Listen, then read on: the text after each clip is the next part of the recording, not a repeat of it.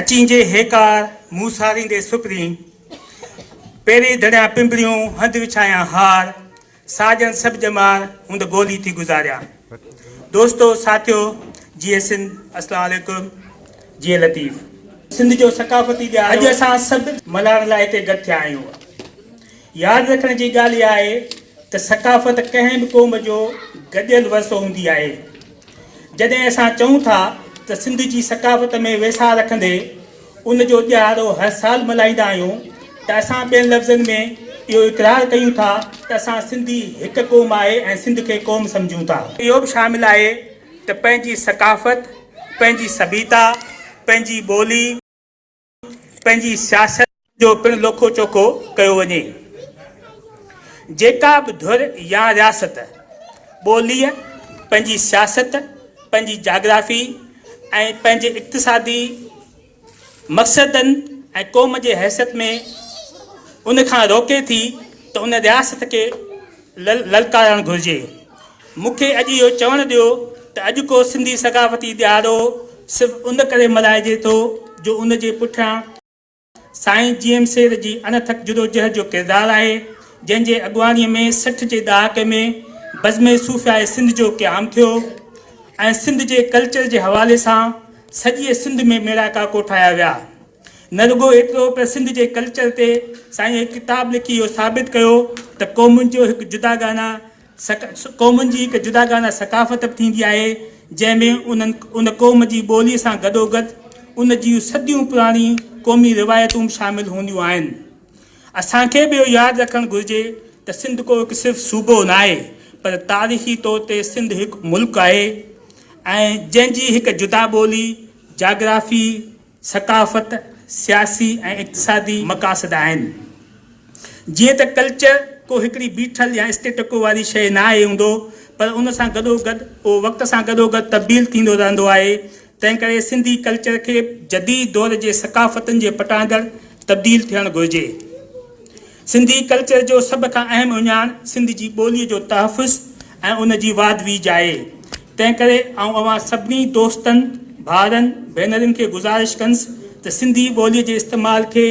पंहिंजे वस ऐं वत आहेर क़ाइमु रखण जी कोशिशि कयो, छाकाणि त असांजे उहो कल्चर जो तमामु हिकु अहम जुज़ो आहे जंहिंजे बका लाइ हर मुमकिन कोशिशि असां सभिनी खे वठणु घुरिजे। इहा बि वज़ाहत कंदो हलां त कल्चर जे बका ऐं वाद वीज लाइ क़ौमुनि जो आज़ादु हुअणु तमामु ज़रूरी आहे ऐं असांजी बदकिस्मती इहा आहे जो असां 72 सालनि खां ग़ुलामीअ में आहियूं। मुंहिंजी राय में सिंध जो कल्चर ॾियारो असांखे यादि ॾियारे थो त हिकु जुदागाना क़ौम जी हैसियत में असांखे आज़ादु ऐं मुख़्तियार रहण जो पूरो हक़ु आहे। सिंधी संगत 2004 में दोस्तनि जी शुरू थी ऐं सिंधी संगत हिकु तंज़ीम नॉर्थ वेस्ट में सिंधियुनि जे कल्चर, सिंधियुनि जी ॿोली, सिंधियुनि जे गॾिजण जो हिकु वाहिद ज़रियो रही आहे ऐं सिंधी संगत जी हमेशह इहा कोशिशि रही आहे त सभिनी खे गॾिजी सभिनि सां गॾिजी कमु कजे। असां फ़ख़ुर सां चऊं था त जेको तो ठीकु आहे, टाइम तमामु घणो लॻो आहे, असांजी रफ़्तार भले सुस्त रही आहे पर असां मुस्तक़िल इन शइ ते क़ाइमु रहंदा आया आहियूं ऐं असांजे अॼु जे प्रोग्राम में ज़्यादातर म्यूज़िक बि सिंध सकाफ़त जो हिसो आहे। फ़नकार बि हुअणु घुरिजनि पर असां इहो चाहींदा आहियूं त उहे फ़नकार ॿियनि सिंधी जेके UK बेस्ड ऑर्गेनाइज़ेशन्स आहिनि उन में उहे म्यूज़िक जा प्रोग्राम थींदा त असांजी कोशिशि हुजे त पंहिंजे ॿारनि खे, पंहिंजे नौजवाननि खे, जेका यंग जनरेशन आहे उन्हनि खे उहो मौक़ो ॾियूं त उहे अची पंहिंजो कनि। सभिनी खे ख़बर आहे त असां हिकिड़ी अपील कई सभिनी दोस्तनि खे सिंध जे नौजवान दानिश्वर ऐं सियासतदान नवाज़ ख़ान ज़हूर जे किताब छपराइण लाइ। उन में असांजे काफ़ी दोस्तनि तमामु घणो सहकार कयो। इंतिहाई थोरो वक़्तु हो ऐं थोरे वक़्त में सिंध में संगत जी वॾी महिरबानी जिन उहो किताबु छपरायो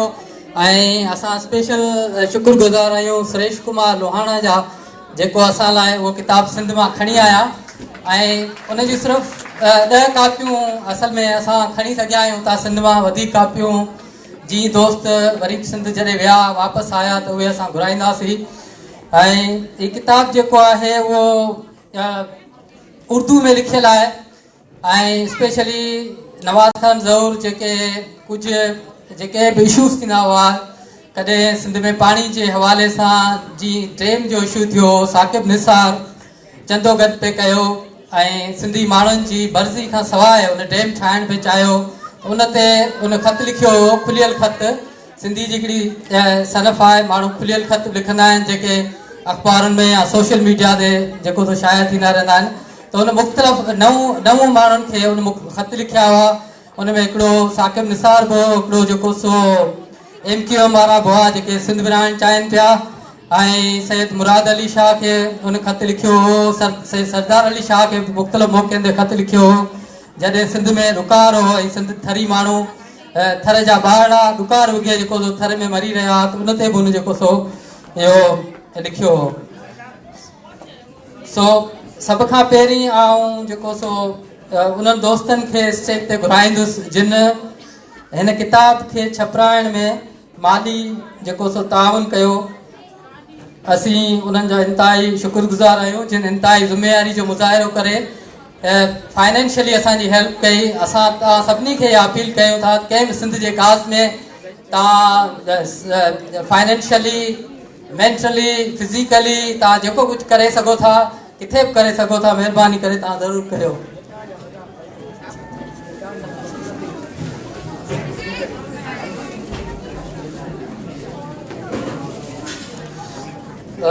जिन दोस्तनि असांजी फाइनेंशियली सपोर्ट कई उन में डॉक्टर हिदायत भुट्टो, सिकंदर ख़ासकेली, अब्दुरऊफ़ लिगारी, अली हैदर खुश्क, सरदार सोहू, डॉक्टर ज़ुबैर सोहू, कुल सनाई, डॉक्टर शाहिद एटी पीरियो, अकबर बालकानी, अली मेमण ऐं FM लाशारी उन्हनि असांजी सपोर्ट कई। असां उन्हनि जा इंतिहाई थोराइता आहियूं। असां हाणे बुक जेको सो इनाग्यूरेट कयूं था, उन्हनि लाइ असां EC जे सभिनी मेंबरनि खे गुज़ारिश करियूं था त उहे स्टेज ते अचनि जीअं असां बुक इनाग्यूरेट करे सघूं। असां अली हैदर, अब्दुरऊफ़ लिगारी, एटी पीरियो, सरदार सोहू, अली अकबर बालकानी, ज़ुबैर सोहू, अली मेमण खे गुज़ारिश कयूं था त उहे जेकॾहिं मौजूदु आहिनि ऐं भाऊ शहज़ादो गुज़ारिश करियूं था जेकॾहिं मौजूदु आहिनि स्टेज ते अचनि जीअं असां बुक इनाग्यूरेट करे सघूं। महिरबानी। नवाज़ खान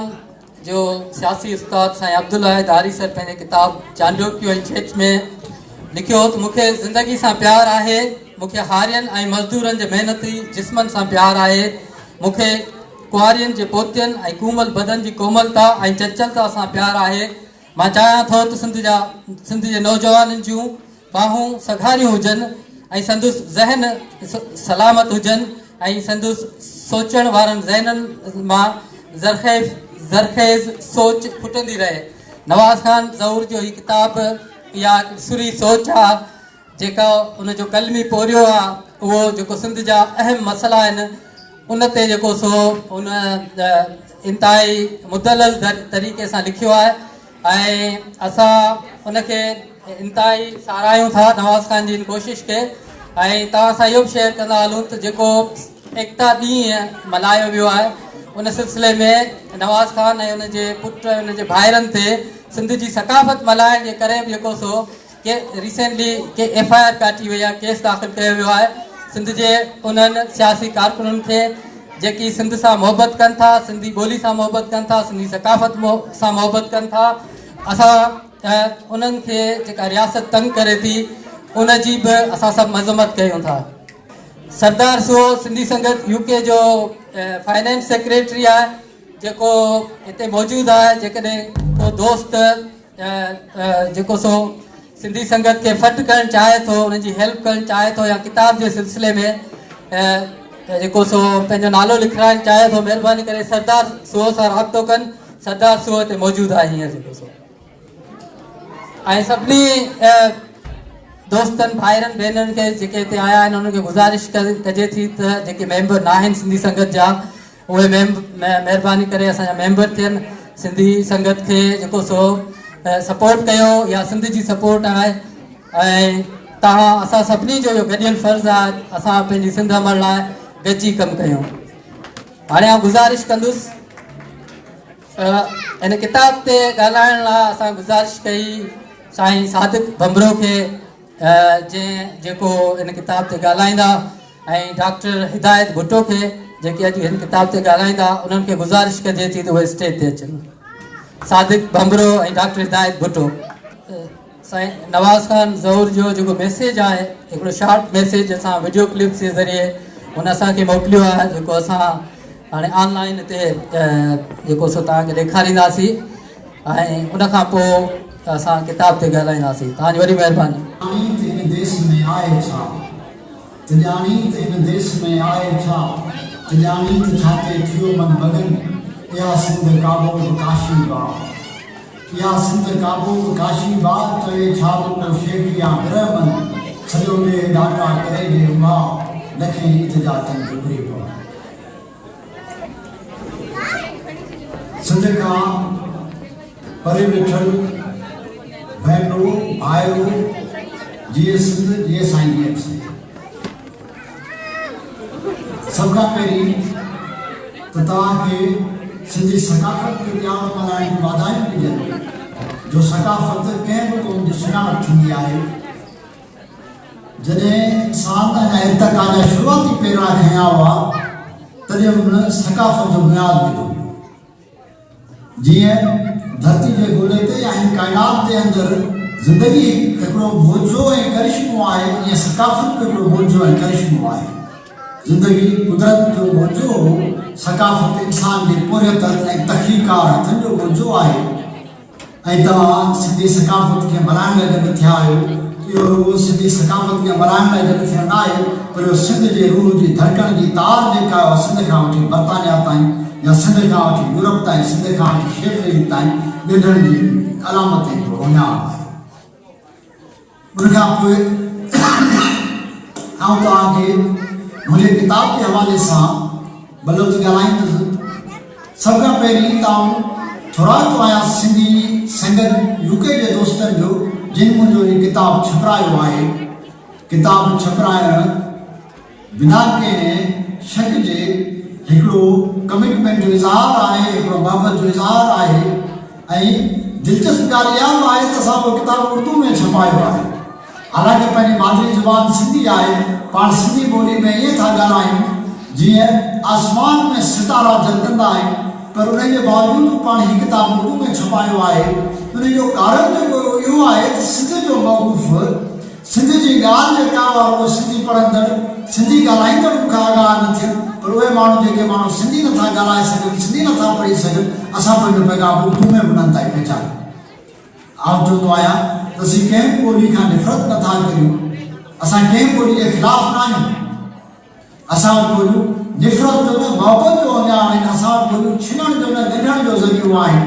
तंहिंजे करे उर्दू में जेको किताब लिखियो आहे ऐं सिंधी संगत जे दोस्तनि उहो किताब छपरायो आहे। ऐं उन ते अब्दुल सत्तार सुमरे लिखियो आहे, गुल सनाई लिखियो आहे। जेके दोस्त तव्हांजे विच में मौजूदु आहिनि तव्हां उन्हनि जो बि थोराईंदो आहियां, उन्हनि जी मार्फत सॼी सिंधी संगत जो थोराईंदो आहियां जिन हीअ किताब छपराइण लाइ पंहिंजूं हड़ा भड़ा महिनतूं ऐं मोहबतूं जेके आहिनि से कतबायूं आहिनि। बड़े सगीर में या नंढे खंड में सियासत खे अदब सां सराहण जो जेको सरो आहे उहो महात्मा गांधी, मौलाना अबुल कलाम आज़ाद ऐं जवाहरलाल नेहरू जे सिर ते आहे। पर सिंध में इहा साईं जेम्सन जी रिवायत आहे त हुन सियासत ऐं अदब जे विच में हिकिड़ो ज़बरदस्त क़िस्म जो ॻाढापो पैदा कयो। हुन केतिराई किताब लिखिया आहिनि ऐं उहे किताब सियासी फ़हम, फ़िक्र ऐं फ़लसफ़े सां उहे किताब संदसि दूरदेश सोच ऐं संदसि दानिश्वरान ख़्यालनि ऐं संदसि सियासी फ़िक्र जे प्रचार जो ज़रियो आहे। त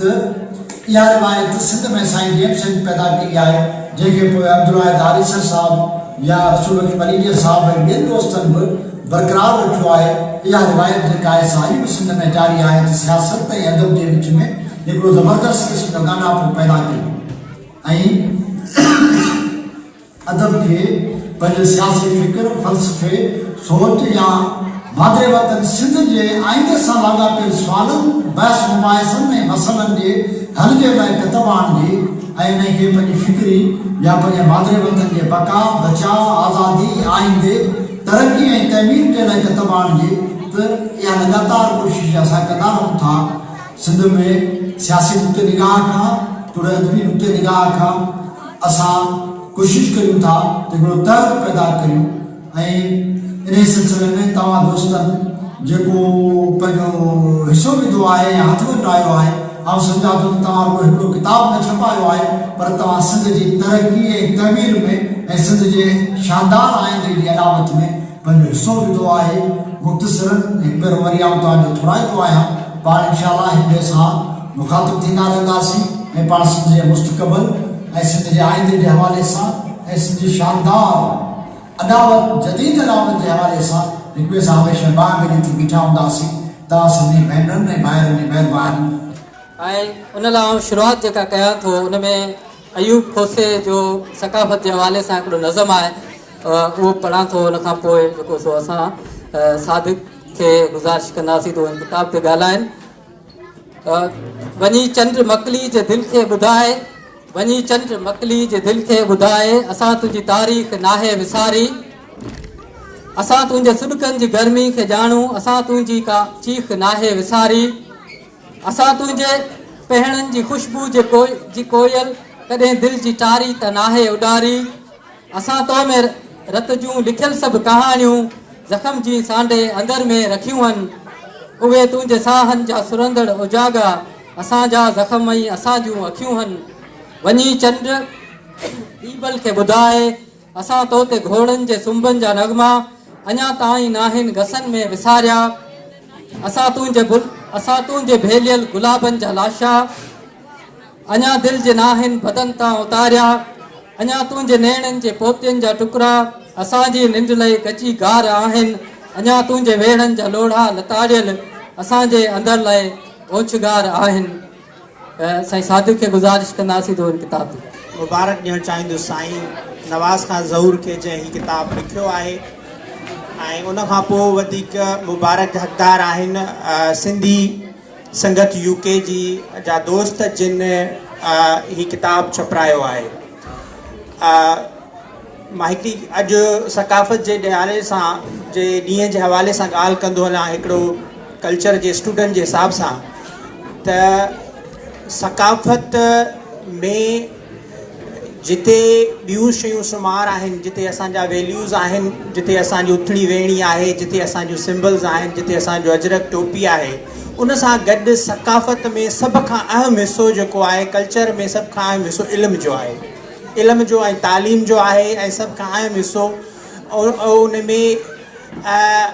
एजुकेशन जो आहे जंहिंजे लाइ इहा वॾी ॻाल्हि आहे त किताब छपराइणु ऐं जेको हीउ ॿियो किताबु आहे मुंहिंजे ख़्याल में सिंधी संगत यूके छपरायो आहे ऐं उनजी जेका लॉन्च थी रही आहे या अॼु किताब जो इंट्रोडक्शन थी रहियो आहे उहो सिंधी सकाफ़त जे ॾींहं ते थी रहियो आहे इहा हिकु तमामु अहम ॻाल्हि आहे उन लाइ मां उनखे मुबारक ॾियणु चाहियां थो ऐं उन्हनि मां हिनखे ईअं चवंदुसि त जो आम उजारे उहो जीअंदो रहंदो जो आम उजारे उहो जीअंदो रहंदो जो क़ौम उजारे उहो जीअंदो रहंदो मूंखे तारीख़ ऐं तक़दीर ॾिनी पका जो सिंध संवारे उहो जीअंदो रहंदो ही किताब सिंध की सदाएं 9 ख़तनि ते मुश्तमिल आहे जेके ओपन लेटर्स लिखियल आहिनि पाकिस्तान जे अंदरि जेके मुख़्तलिफ़ शख़्सियात आहिनि उन्हनि जे जंहिंमें प्राइम मिनिस्टर इमरान खान आहे ऐं उन जा कुझु मिनिस्टर्स आहिनि ऐं एक्स चीफ जस्टिस जेको आहे साकिब निसार आहे जेको ऐं उन सां गॾु जेको आहे सो चीफ मिनिस्टर सिंध आहे ऐं उन खां सवाइ सिंध जे कल्चर ऐं एजुकेशन जो मिनिस्टर आहे सरदार अली शाह उन्हनि खे 9 ख़त लिखियल आहिनि ऐं इंतिहाई उम्दे नमूने सां इंतिहाई नफ़ीस तरीक़े सां उन्हनि ख़तनि जे वसीले नवाज़ खान ज़हूर जेको आहे सो सिंध जे मसइलनि खे उजागर कयो आहे नवाज़ खान ज़हूर पंहिंजे किताब में लिखियो त किताब सिर्फ़ु किताब न आहे पर उनजे नाले जे मुताबिक़ ई सिंध जूं सगाऊं आहिनि जे तव्हांखे सिंध जंहिंमें सिंध जो रूह तड़पे थो ऐं पंहिंजे आज़ाद मुस्तक़बिल लाइ बेताब आहे हिदायत भुट्टो खे त उहे इन किताब ते ॻाल्हाइनि डॉक्टर हिदायत भुट्टो छा बि चवीं मां मरणो न आहियां वेस मटाए वरणो आहियां तूं छा बि चवीं मां मरणो न आहियां वेस मटाए वरणो आहियां तूं बि चने सर जो कुझु चाहीं मूंखां अॻु में वरणो आहीं ना नए सां वेस बदल सां ना नए सां वेस बदल सां तुंहिंजी मुंहिंजी जंग अज़ल खां जारी आहे जारी रहंदी जारी आहे जारी अॼु असां नवाज़ खान ज़ोहर जे हिन किताब खे उनजी रोनमाई कयूं था ऐं सम्झां थो त सिंधी संगत जा दोस्त जस लहण जिन साईं नवाज़ ज़ोहर जे हिन किताब खे शाया करण में तावन कयो आहे ऐं उनखे शाया करायो आहे नवाज़ खान ज़ोहर खे छाकाणि त मां ऐं नवाज़ खान ज़ोहर हिकिड़े साॻिए मकतब फ़िकिर जा स्कूल ऑफ थाट जा आहियूं ऐं नवाज़ खान ज़ोहर खे तक़रीबन 20-30 सालनि खां वठी सुञाणा ऐं हुन ऐं असां साॻी तंज़ीम में साॻी जदोजहद में गॾु रहिया आहियूं ऐं गॾिजी असां जदोजहद कई आहे गॾिजी असां सिंध जे भिटनि ते सिंध जे थरनि ते सिंध जे पासनि ते असां गॾिजी दौराब कया आहिनि गॾिजी जदोजहद कई आहे ऐं हीउ नवाज़ खान ज़ोहर जो 22हों किताबु आहे ऐं जीअं नवाज़ खान ज़ोहर पंहिंजे किताब में चयो त सिंध जे अदब ऐं सियासत खे गॾण जो जेको दस्तूर साईं GM सैद रखियो छाकाणि त असां साईं GM सैद जे स्कूल ऑफ थाट सां बिलोंग कयूं था ऐं उहो आज़ादी जो ख़्वाबु जेको साईं GM सैद पंहिंजी अखियुनि में समाए हिन धरती में दफ़न थी वियो जेको बशीर ख़ान पंहिंजे अखियुनि में ख़्वाबु समायो जेको अॼु ॾींहं ताईं सिंध जे ॿार ॿार वण वण बस्ती बस्ती पण पण ऐं हर ॿूटे में हर सिंध जे पाणी में उहो ख़्वाबु समायल आहे सिंध जी आज़ादी जो ख़्वाबु उहो नवाज़ खान ज़ोहर जे हिननि किताबनि मंझां उनजी झलक नज़र अचे थी त हीउ किताबु जेको नवाज़ खान ज़ोहर छपरायो उन खां अवल हिन लिखण जे ॾोह में नवाज़ खान ज़ोहर सालनि जा साल डिसअपियर बि रहियो आहे ऐं 2 सालनि खां वधीक अरसो नवाज़ खान ज़ोहर खे इन ॾोह में डिसअपियर कयो वियो छाकाणि त हू सिंध जे आज़ादी जे लाइ सिंध जी जागरता लाइ माण्हुनि जे लाइ हू किताब लिखंदो हो कालम लिखंदो हो ऐं हू उन जदोजहद में सगारो रहियो ऐं सालनि जा साल जेको आहे सो डिसअपियर बि रहियो आहे त इहा कुर्बानी ॾियण खां पोइ बि हुन पंहिंजी उहा जस्तजू जारी रखी ऐं जॾहिं ॿाहिरि निकितो त हुन हिकिड़ो किताबु लिखो क़ैदी तख़्त लाहौर जो ऐं उन किताब में जेको हुन जे मथां टार्चर थियो हुन जे मथां अज़ाब थिया जेके हुननि जा ॿूथाड़ा बंदि करे जेके से महीननि जा महीना जेके से बंदि करे छॾींदा हुया उन किताब में हिकिड़ी ॾाढी सुठी ॻाल्हि लिखी त माण्हू जेके से दुआ घुरंदा आहिनि असां जेॾीमहिल टार्चर सेंटर में हुयासीं टार्चर सेल में हुयासीं दुश्मन जे अज़ाब में हुयासीं त माण्हू दुआऊं घुरंदा आहिनि त अला साईं असांखे जेल खां बचाइजां जीअं असां टार्चर सेल में दुआऊं पिया घुरूं त अला साईं असांखे जेल में मोकिल त असांजी जेके असां कुझु वार थिए त उन अज़ाब में उन डिसअपियरेंस में जेके से उहे माण्हू जेके से अॼु बि सवनि जे तइदाद में माण्हू डिसअपियर आहिनि उन जे लाइ छाकाणि त उहे सिंध जा आशिक़ आहिनि सिंध जे आज़ादी जो ख़्वाबु हो जेके से पंहिंजनि अखियुनि में रखियो जेके से जदोजहद कनि था ऐं नवाज़ खान ज़ोहर निकिरण खां पोइ बि उहा पंहिंजी जदोजहद जारी रखी ऐं उहा जेके असां जदोजहद अॼु ॾींहं ताईं जारी आहे ऐं उहा मां सम्झां थो त जेसि ताईं नवाज़ जे सिसी में साह आहे तेसि ताईं इहा जदोजहद जारी रहंदी त हिन किताब में जेको ख़तनि ते मुश्तमिल आहे मूं वटि दोस्तनि सॉफ्ट कापी मोकिली जेकी मूं पढ़ी आहे ऐं उन में जंहिं मुददल अंदाज़ सां बा इख़लाक़ तरीक़े सां दुश्मन जे उन्हनि दलीलनि खे उन्हनि अटैक्स खे उन्हनि हमलनि खे उन्हनि जो जवाबु ॾिनो आहे उहो तमामु मुदलल तरीक़े सां ॾिनो आहे ऐं बाकिरदार तरीक़े सां ॾिनो आहे ऐं उहो असां सभिनि दोस्तनि खे पढ़णु खपे मिसाल तौर ते सिंध जे वॾेरनि जी नफ़्सियात हुन बयानु कई आहे कंहिं वॾेरे जेको आहे सिंध जे कंहिं सिंधी सिपाही खे गारियूं पई ॾिनियूं ऐं उन खे गारियूं ॾियण खां पोइ जेको आहे उन जो ॾोह रुॻो इहो हो त हुन खां उनजे शनाख़्ती कार्ड पुछियो त तूं मूंखे पंहिंजी शनाख़्त ॿुधाए, तूं शनाख़्ती कार्ड ॾेखार। त उन ते जेको आहे उहो वॾेरो कावड़जी पियो ऐं उन वॾेरे जेके आहे उन सिपाही सिंधी सिपाही जी बेइज़ती कई। ऐं उन ते नवाज़ लिखियो आहे जेकॾहिं इन जी जॻह ते सिंधी सिपाही न हुजे हा, को वर्दी वारो पंजाबी हुजे हा, को फ़ौजी हुजे हा, त तूं उनजा बूट चटी हा ऐं उनजा जेके आहिनि से उनखे गारियूं न ॾेई सघी हा। त इहा नफ़्सियात जेके आहे उन नफ़्सियात ते अडेक जेको आहे नवाज़ खान ज़ोहर उन अंदाज़ सां कयो आहे। सिंध जे हवाले सां जेको दुश्मननि लिखियो त सिंध मतरूक आहे, त हुन जेको आहे तमामु मुतदल अंदाज़ सां जेको आहे लिखियो आहे त कॾहिं मां बि मतरूका थींदी आहे छा? सिंध असांजी माउ आहे, असांजी जेकी आहे धरती आहे, असांजो वतन आहे ऐं वतन जेको आहे कॾहिं मतरूका थी नथो सघे। तव्हांखे भुल आहे जेकॾहिं सम्झो था त सिंध मतरूक आहे, त सिंधी माण्हू पंहिंजे वतन जो दिफ़ा करणु ॼाणनि था ऐं उन लाइ जेको आहे उन तमामु शानदार तरीक़े सां जेको आहे लिखियो आहे। मिसाल कंहिं जॻह ते उन लिखियो आहे त जेके आहिनि से चवनि था त तव्हां जेके आहिनि से कराची जा शहरी न आहियो। उन हिकिड़े हवाले सां ॾिनो आहे त फ्रांस जे अदीब जे हवाले सां ॾिनो आहे त फ्रांस जे कंहिं अदीब लिखियो त असांजा जेके बि फ्रांसीसी आहिनि उहे ॿिनि शहरनि जा जेके आहिनि से शहरी थियनि था। जॾहिं हू ॼमनि था त हिकिड़ो उहो शहर जंहिं शहर में हू ॼमनि था, ॿियो उहो शहर जेको हुननि जो दारुल ख़िलाफ़ आहे पेरिस आहे। त असांजा सिंधी माण्हू जेको जेकॾहिं जैकबाद में जा हुजे या न्यूयॉर्क में जा हुजे या उल्हासनगर में जा हुजे, उहो जेको आहे ऑटोमेटिकली पंहिंजे दारुल ख़िलाफ़ आहे, कराची जो शहरी आहे। त उन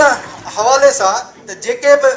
क़ौमूं थियनि थियूं उहे क़ौमूं जेके उन्हनि जा फ़र्द आहिनि, भली कंहिं वाण बस्ती में जेके आहिनि से छो न ॼमनि, पर उहे पंहिंजे दारुल ख़िलाफ़ जा पंहिंजे कैपिटल जा ऑटोमेटिकली शहरी आहिनि। उन्हनि खे राइट थो पहुचे त उहे पंहिंजे कैपिटल में अचनि, पंहिंजे कैपिटल में नौकरियूं कनि, पंहिंजे कैपिटल में जेके आहिनि रहनि। उन्हनि खे केरु जेकॾहिं रोकण जी कोशिशि करे थो, हुन तमामु मुतदल अंदाज़ सां हिस्टोरिकल फैक्ट्स ॾिना आहिनि त सिंध जेके आहे तमामु ॾुखे दौर मां रही आहे। अरगूननि जे दौर में ऐं तरखाननि जे दौर में ठटो जेको आहे सिंध जो कैपिटल हूंदो हो। ठटे में अरगून ऐं तुरखान खां सवाइ सिंधी माण्हुनि जे अचण ते पाबंदी हूंदी हुई। सिंधी ॻाल्हाइण ते हुननि जूं ज़बानूं कटियूं वेंदियूं हुयूं ऐं सिंधी माण्हू जेकॾहिं ठटे में नज़र आयो त उनखे कोई जेके असां हुनजो सिसी नेज़े ते टंगे जेके आहिनि से घुमंदा हुआ, छाकाणि त सिंधी माण्हुनि जी ठटे में पाबंदी हूंदी हुई ऐं सिंधी माण्हुनि उहा जदोजहद जारी रखी, उहो पंहिंजी स्ट्रगल जारी रखी। अॼु ठटे में को अरगून ऐं तरखान नज़र नथो अचे, पर सिंधी सिंधी नज़र था अचनि। त उन्हनि खे उहो पंहिंजे हुकुमरानी जो जेको तरीक़ो आहे या सिंध खे जेको आहे सो महकूम सम्झण जो जेकी जदोजहद आहे उहा ख़तमु करणु खपे ऐं सिंधी माण्हुनि सां बीहणु खपे, सिंधी माण्हुनि सां ज़म थियणु खपे। न त सिंधी माण्हू जेके आहिनि से पंहिंजे कैपिटल जो, पंहिंजे जेके आहिनि से दारुल ख़िलाफ़ा जो दिफ़ा करे ॼाणनि था, पंहिंजे वतन जो दिफ़ा कंदा रहिया आहिनि ऐं हिस्टोरिकली जेके आहिनि से पंहिंजे दिफ़ा कंदा रहिया आहिनि। अॼु जेके सिंधी माण्हुनि खे कराची मां तरण जूं ॻाल्हियूं कनि था, उहे सुभाणे कराची में लभंदा ई कोन। सिंधी माण्हू जेके आहिनि से पंहिंजा कैपिटल, पंहिंजा शहर वरी बि वापसि वठी सघनि था ऐं उन्हनि में उहा ताक़त ऐं ज़रूरत आहे जो हू पंहिंजा कैपिटल, पंहिंजा वतन वापसि वठी सघनि। त हिन किताब में तमामु शानदार क़िस्म जूं ॻाल्हियूं थियल आहिनि जेके मुतदल अंदाज़ सां असां सभिनी खे पढ़णु खपे। ऐं रिकमेंड कंदुसि सभिनि दोस्तनि खे त हिते जेके आहिनि से कापियूं अवेलेबल आहिनि या अवेलेबल थी वेंदियूं, असां सभिनी खे जेके आहिनि से उहे कापियूं पढ़णु खपनि। तव्हांजी वॾी वॾी महिरबानी।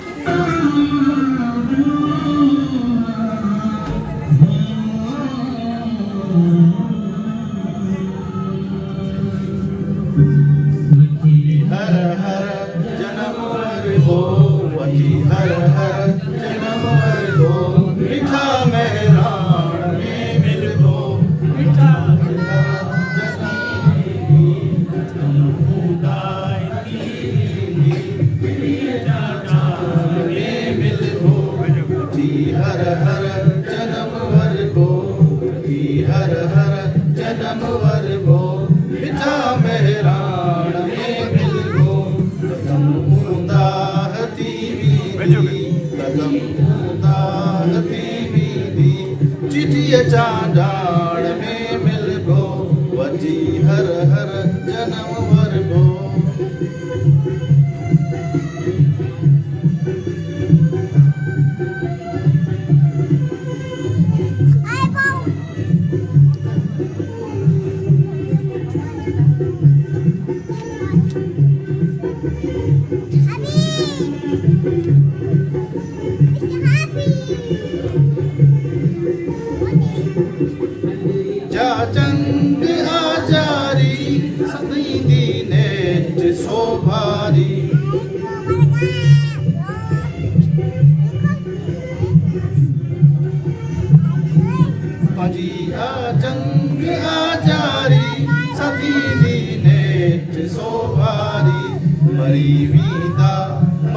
वींदा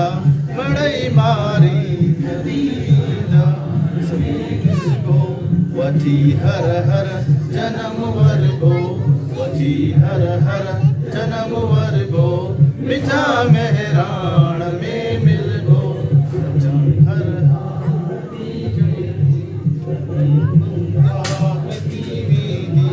चिठी चागान में मिलबो वठी हर हर जन्म वरबो थैंक यू हींअर आउं गुज़ारिश कंदुसि राबिया खे त हू पंहिंजे कंपेयरिंग जी शुरूआति करे। राबिया साईं सदाईं करी मथे सिंध सुखा दोस्त मिठा दिलदार आलम सभु आबाद करी। अॼु असीं सिंध खां 1000 मेल परे हुजण जे बावजूदि ही सकाफ़ती ॾींहुं मल्हाए पंहिंजी धरतीअ सां मोहबत जो इज़हार करण लाइ गॾु थिया आहियूं। पंहिंजी धरतीअ सां प्यार खां सवाइ ईमान मुकमल थी नथो सघे। जीअं लतीफ़ साईं चयो आहे, सॼण ऐं साणे कंहिं अणा से विसरी हैफ़ तने खे होए वतन जिन विसारियो। असीं उन तहज़ीब जा वारिस आहियूं जंहिंखे इंडस वैली चयो वञे थो, जंहिंजी 5 साल हज़ार पुराणी आसार मुंहं जे दड़े में ड्रेनेज सिस्टम, कुशादार रस्ता, स्विमिंग पूल मौजूदु आहिनि। असीं अमन पसंद, रवादार ऐं इंसानियत सां प्यार कंदड़ क़ौम आहियूं। हिकु ई वक़्तु सिंध ऐं दुनिया में ही सकाफ़ती ॾींहुं मल्हाए दुनिया खे इहो ॿुधाइणु चाहियूं था त हिकु पासे सिंध जा दुश्मन साज़िशूं करे सिंध जी कुदरती वसीलनि ते कब्ज़ो करणु था चाहिनि, सिंध जो पाणी चोराइणु था चाहिनि ऐं ॿारनि खे तइलीम खां महरूम करणु था चाहिनि, त ॿिए पासे असां कमज़ोर, हैसियल ऐं हणिया हुजण जे बावजूदि अजरक टोपी ऐं पटका पाए दुनिया खे इहो ॿुधाइणु चाहियूं था त पंहिंजी धरती ऐं उन जे ख़िलाफ़ु थींदड़ साज़िश जी ख़िलाफ़ु असां सभु मुतहद आहियूं।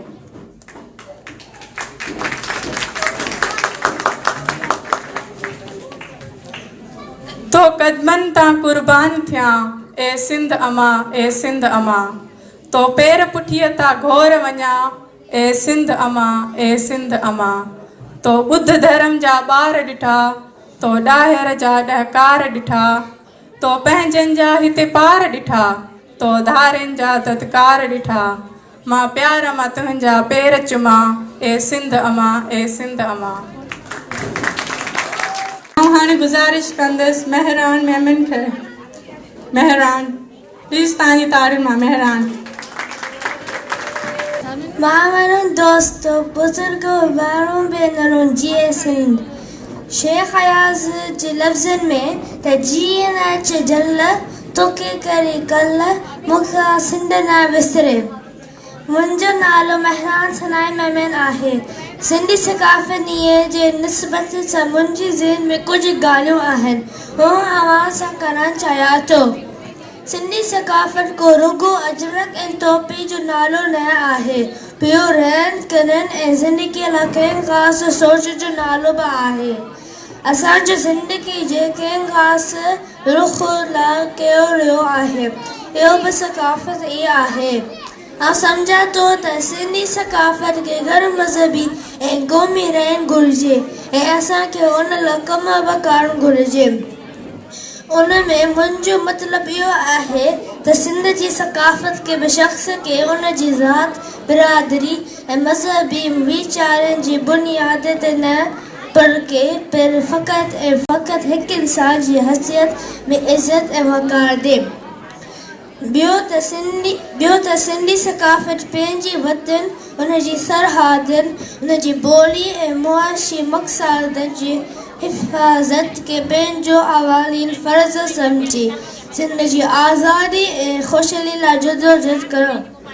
ॿी आम ॻाल्हि त सिंधी सकाफ़त जी तरक़ी ऐं वधवीज हिकु ॾींहं लाइ न हुजे, बल्कि सिंधी सकाफ़त खे जी वधवीज असांजी ज़िंदगी जे हर पाल जो महमूल हुजे। दुनिया असांजे सकाफ़त खे ईअं ॾिसंदी जीअं असां खे पेश कंदासीं। आख़िर में आउं अवां खे वरी बि इहो अर्ज़ु कंदुसि त सिंधी सकाफ़त जी वध वीज ऐं तरक़ी खे हर मज़हबी ऐं क़ौमी सकाफ़त तो असां सभिनी जा अवाली तरजीह हुजे। इहो अमल न सिर्फ़ु साल में हिकु ॾींहुं हुजे, मिसाल जा हर ॾींहं ते हुजे। आख़िर में बताए गोत जे उन आलमी दुआ सत साईं सदाईं करीम ते सिंध सुकार दोस्त में तादिल हथड़ा गुरु ही दुआ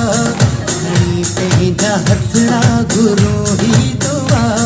वसन बेड़ा वस्तियों मुझे सिंध जा हथड़ा गुरु ही दुआ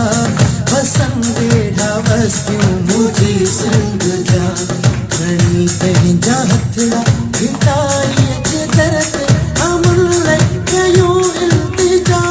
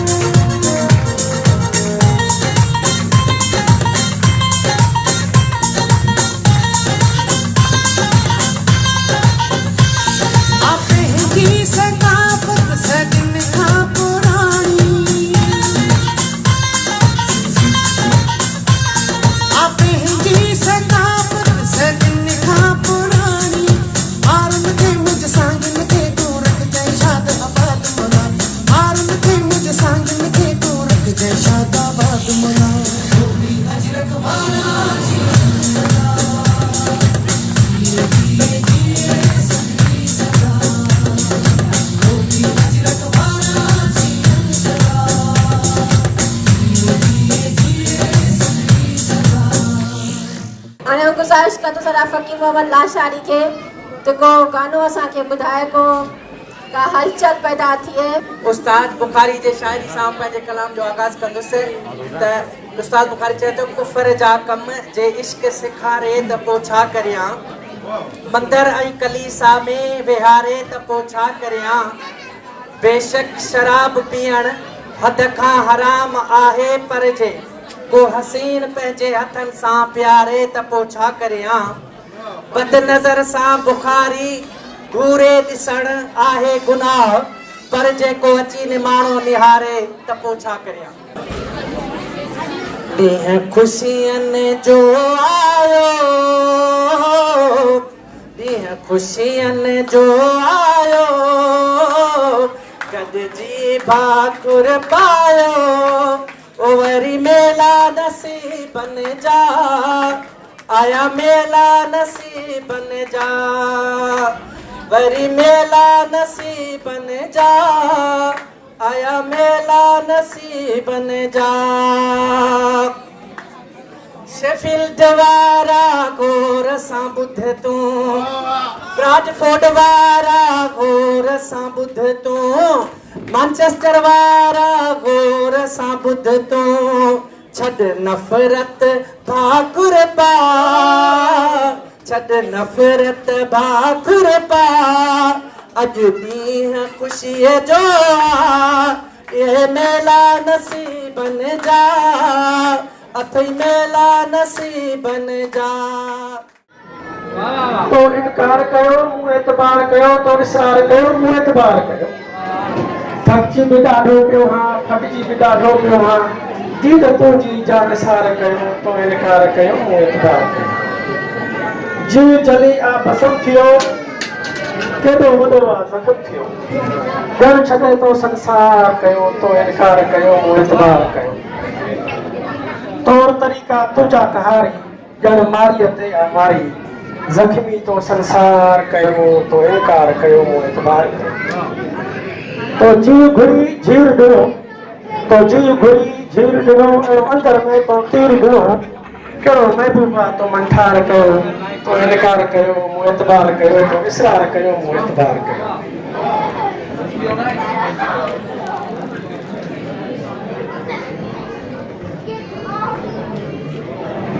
हाणे आख़िरी हिकिड़ो ॿियो आहे त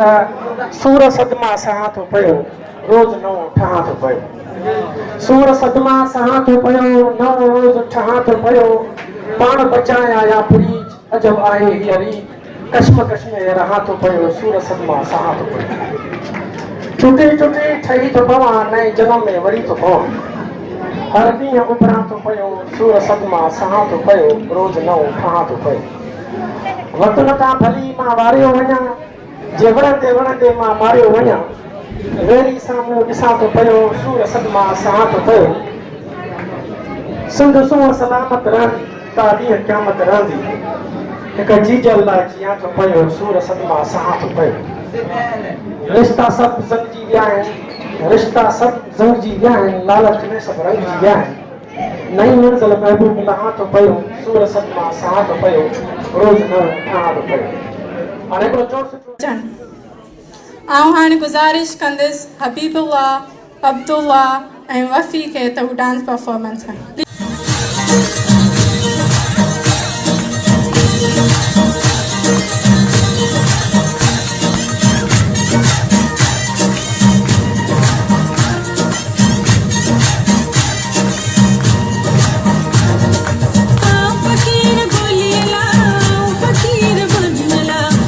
फकीर बोलियला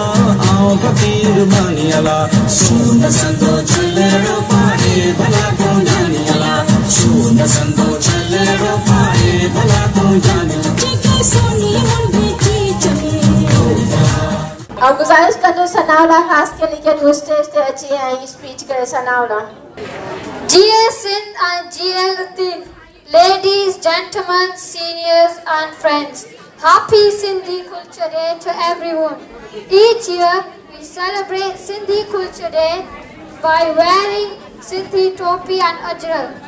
We have all gathered here to talk, dance and sing for our culture, which is a celebration and demonstration of the culture. We celebrate this day to demonstrate the peaceful identity of Sindhi culture and acquire the attention of the world towards the culture of Sindh. The culture of Sindh has its roots in the Indus Valley civilization. Celebrating our differences as well as our common interests helps unite and educate us. Sindhi society is dominated by great Sufis, the mystics and the martyrs.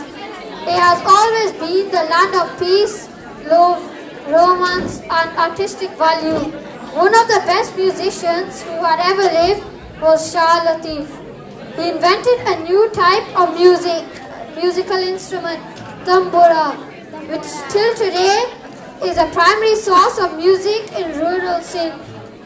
The beauty of Shah's verses is enhanced by his Sindhi folk songs and music. Sindhis have musical events and a number of other activities which are being held throughout the world. Love, peace, tolerance and respect for diversity are pillars of Sindhi culture. Excavation of Mohenjo-daro discovered several musical instruments but no weapons, which indicates the value of art and culture in millennia-old culture of this land. May you have a great Sindhi Culture Day. Thank you for listening. आऊं हाणे गुज़ारिश कंदसि सबिया खे त हू अची हिते नंढी स्पीच करे We Sindhi celebrate Sindhi Culture Day worldwide every year in the month of December by wearing ajrak and Sindhi topi. On that occasion, the musical programs and rallies are held in many cities to mark the day with great energy. The people of Sindh exchange gifts of ajrak and topi. Even the children, women and men are dressed up in topi and ajrak, assembling at the grand gathering where famous Sindhi singers sing Sindhi songs. आऊं हाणे गुज़ारिश कंदसि आदिल मंगणे जो खे त हू अची हिते स्पीच कनि Sindhi culture is one of our oldest cultures in the subcontinent. Sindhi culture is also rich in tradition. It includes Sindhi topi ajrak and its own cultural dresses. As we all are dressed today to celebrate it, Sindh has very rich culture that is significantly known over the world. Ye Sindh, Sindh Warajin, Sindhi Topi Adrak Warajin. आऊं हाणे गुज़ारिश कंदसि लाइबा खे त हू अची हिते एकता जे ॾींहं ते तक़रीर करे. Culture shows the outlook, attitudes, values, moral goals and customs shared by a society. Culture is involved in each and every activity, therefore is a strong part of our lives. We should celebrate Sindhi culture to represent who we are as a unit and how we can bring the new generation to celebrate this day. This day is important for us Sindhis because this is the day we interact with others, we can build bridges to trust others, respect others and the understanding across cultures. Our culture is what shapes us as a person. It shapes our behavior and our identity. Culture is a way of living. It refers to the shared language, beliefs and material objects that are passed down from one generation to the next. Learning about other cultures helps us understand different perspectives within the world in which we live. It helps dispel negative stereotypes and personal biases about different groups. We celebrate this day as we believe that on this day we can be ourselves and enjoy our festival to make us happy and everyone in other cultures. हाणे गुज़ारिश कंदसि शफ़क़ खे त हू अची हिते speech करे. सकाफ़त तहज़ीब खां वधीक सगारी थींदी आहे. इन करे जेकॾहिं तहज़ीब मसार जी वञे पोइ सकाफ़त पोइ बि ज़िंदा रहंदी आहे, जंहिंजो सबूत मुंहिंजो दड़ो आहे. हिंदुस्तान जहिड़ी धरती जी सकाफ़त एतिरी पुराणी आहे जेतिरी पुराणी हीअ धरती. छो जे 5000 साल पुराणी शहर मुंहिंजे दड़े मां असांखे सकाफ़ती सबूत मिलिया आहिनि. 5000 साल अॻु बि सिंधी माण्हुनि में सकाफ़त जा रंग भरियल हूंदा हुआ. 5000 साल बि सिंधी माण्हू सेबता ऐं सुधरियल हुआ. 5000 साल अॻु सिंधी माण्हू मुहज़िब ऐं मुदब्बिर हुआ.